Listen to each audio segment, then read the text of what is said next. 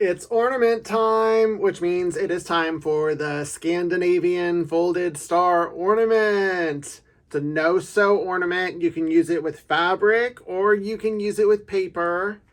And wow, look.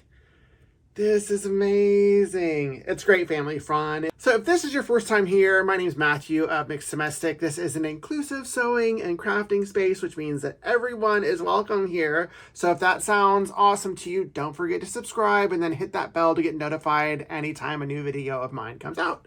Now let's get ready to have some fun. So I am going to start with four 4-inch by 14-inch strips. I'm using 4 different fabrics so that you can see where each intertwines to make it easier to visualize. You can either use a variety, a combination, or all of the same fabric for this ornament. The first step is to double fold each of the strips. And I'm going to use spray starch, a lot of it, to make it extra crispy. Hold it first in the center so that you can see where the midline is. And I'm just going to press the edge just to create a crease. So as you can see, it's still wet, and I love that it is because then it doesn't set the fabric before I want it to. Now I'm going to fold this towards the midline, press this once again right on that fold. Do the same thing here. I'm going to press the whole thing. Then fold it on the center. Now I'm really going to heat set it and dry out all of that starch.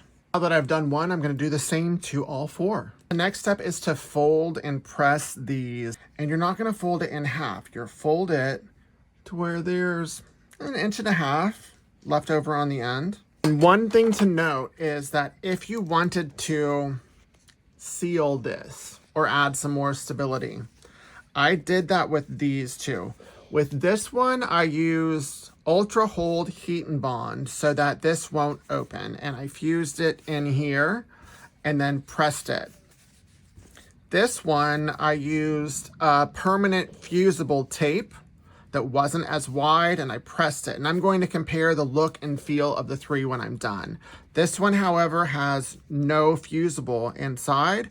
I want to see how it's going to hold up without there being anything in the middle. So this right here is how I'm going to arrange it. Move this out of the way. Open this up. This will go right in here. Open this one up. We'll go like so. Open this one up. It'll go like so. Close it. And as you can see, hopefully, the shorter end is on the top on all 4. And then this one, I'm going to thread right in here. Like threading a needle. Pull taut. Ta-da! Now I'm flipping it over. And the long, I'm going to fold down. 1, 2, 3, 4. And then this final one will get threaded into here. Like so. Boop. And I'll pull each of these taut as well. Set this in place. I'm going to press it.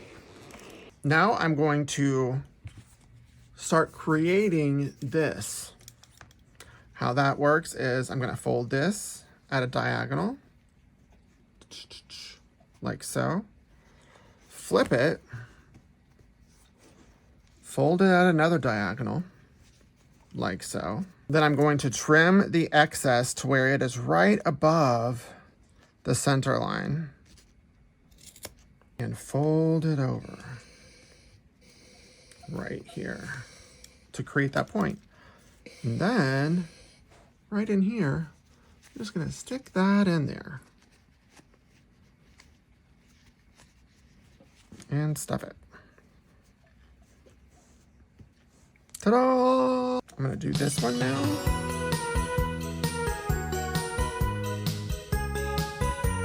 Flip it.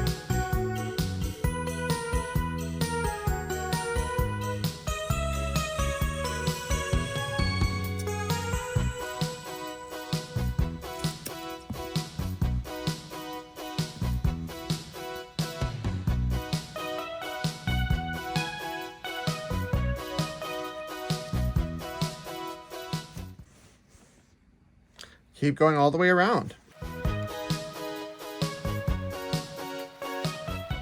Before I put the string on, there are two places that I'm going to glue. One is inside here, just to keep that crisp. And then the other is where I stuffed that in there, just to make sure that it doesn't come undone. As you can see the difference I've done these for. Look how crisp those are. Boop. And then look at these.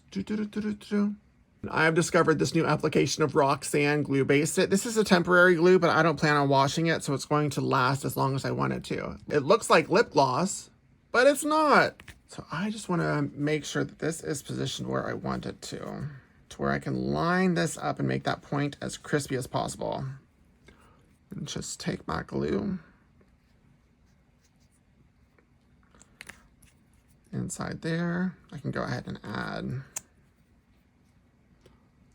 the glue inside there as well, and then press,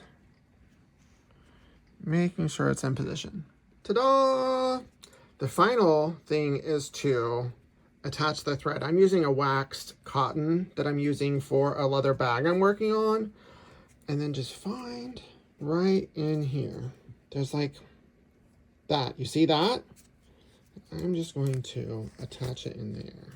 The way I did it, I did a double thread like so. And before I thread, how I've threaded it is I threaded the loop in here. And I'll show you why once I get through. And just find that middle strip right there and thread through there.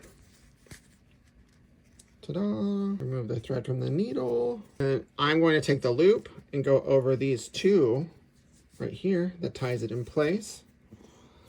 And then decide how long you want it to be. Tie a knot at the top. Ta-da! Beautiful, beautiful, beautiful ornament. So of the three different types, the one with the Ultra Hold Heat and Bond is definitely the sturdiest, and this is going to last forever. And then this one, I used a fusible tape that's permanent, but I did not glue these, and it feels softer, and it's still sturdy.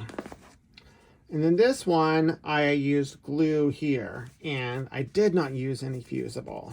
Honestly, no matter how you do it, it's gonna be awesome. But if you wanna make sure it lasts forever and ever and ever, the Ultra Hold is where I would go. Aren't they all gorgeous? I love this fabric. So I hope you enjoyed this tutorial as much as I did making it. And I can't wait to see your Scandinavian folded star ornaments all over the interweb and in your homes. And here's having an awesome holiday season and finding joy wherever you can find it. Till next time, happy sewing.